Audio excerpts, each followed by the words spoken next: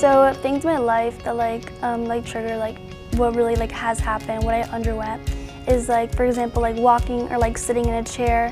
I've had grown so accustomed to having a limp and just having one leg shorter than the other that I still haven't processed that I don't even have that anymore. So I looked down and I realized, oh, both my feet reach the ground, which is really just mind-breaking to actually think about.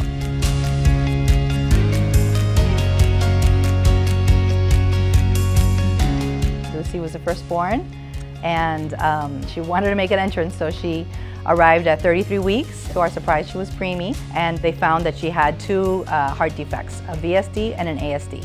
With all that excitement, it was kind of a shock when she was born to see that she had a couple of issues, very serious issues, with her heart. They were ultimately remedied, but at the time it was very scary. Due to the heart defect, her leg length on one leg was a little different. It seemed like it was a little bit shorter, and that's when we started working with the orthopedic team here. Lucy has also one foot that's a little smaller than the other. So at 3 years of age, Dr. Tidwell did a tendon surgery where the tendon was moved to help her walk straight, and also a heel surgery also to help straighten her foot. She was monitored, and at this time Dr. Tidwell had retired, and he basically picked Dr. Baitner to be her orthopedic surgeon. So I think I met Luciana back in 2021.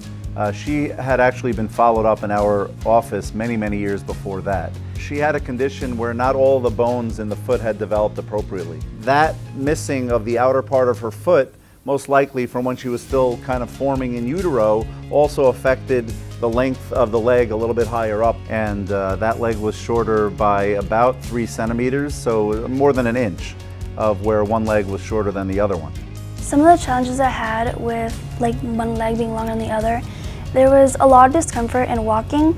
I remember when I first started walking, it was fine, but then after a few good minutes of walking with my friends, in school or outside, hanging out, there was a lot of pain in my leg and in my hips. And then there were other times when it wasn't even just pain, just I had to take a few extra steps, and that was very annoying. When we deal with a diagnosis of a leg length discrepancy, or one leg being different than the other, or longer or shorter than the other, as pediatric orthopedists, what we're trying to do is trying to make them that by the time they get to be an adult, how do we get those legs to be as equal as possible? And there's a number of different ways that we can deal with that. Over the last number of years, they did come up with a new device that is the same principle of breaking the bone and stretching it. The big deal about this new device is that it's all inside, it's all internal. So the principles of we still have to fracture the bone, we still have to break it, and we still have to stretch it. The way that we do that with the device that we ultimately used with Luciana was we inserted a device put inside of her tibia bone, inside of the bone that we lengthened. There's a special magnet that's built inside of the rod that's attached to some gears, and those gears will slowly lengthen the rod. As those gears lengthen the rod, they're also lengthening that bone that you've broken. And the way that that magnet applied is that there's an external magnet that the family would put on the leg, and a few times during the day they would activate that magnet, which would then activate the gears inside of the device that's inside of the leg and allow the bone to stretch.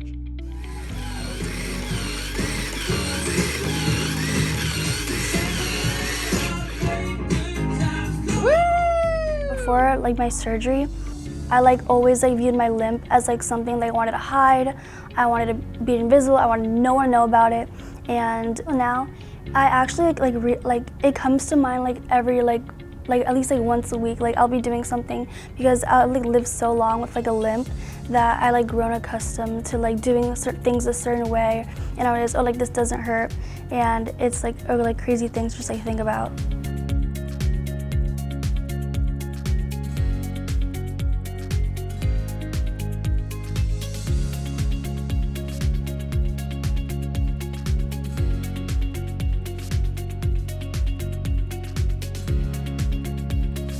My guide is called Rise Above, a teen's guide to limb and leg lengthening surgery. And my guide is made for kids who are looking to undergo this leg lengthening surgery and looking to find perspectives that are people among themselves and people from their age range, and create a community that I wasn't able to find. and make it easier for anyone in Nicklaus Children's Hospital or anyone across the world to access this guide and gain like a new perspective that would help make their journey in like leg lengthening surgery like easier, and just like to gain more insight on what I didn't have insight on.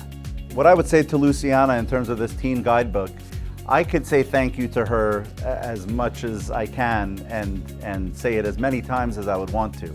I think that the thanks that she would get from all of these other kids that she's going to help in the future is really something it's priceless. But the fact that she's willing to go out there and kind of take a little bit from herself and to give it and pay it forward, I think that light is going to shine for decades. And I don't know if she necessarily realizes how impactful it could be.